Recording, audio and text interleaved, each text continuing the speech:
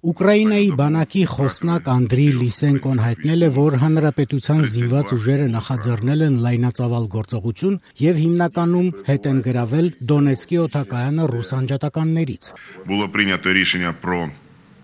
масовану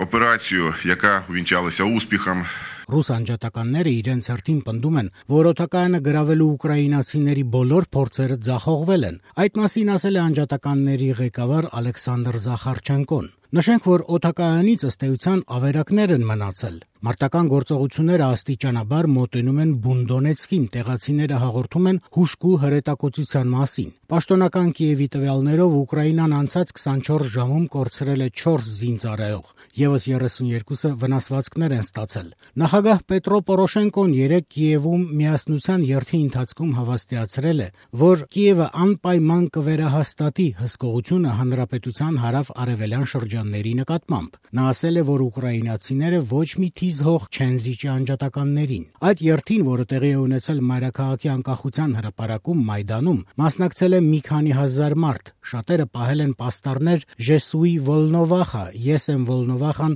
գրությամբ։ Десятки тисяч людей зібралися сьогодні на українському Майдані Незалежності. Мільйони людей по всій Україні.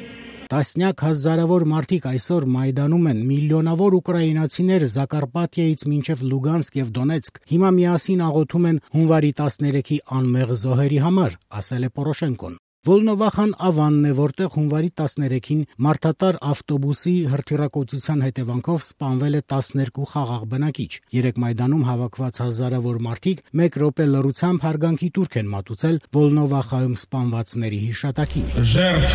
жахливої трагедії під Волновахою оголосити хвилину мовчання.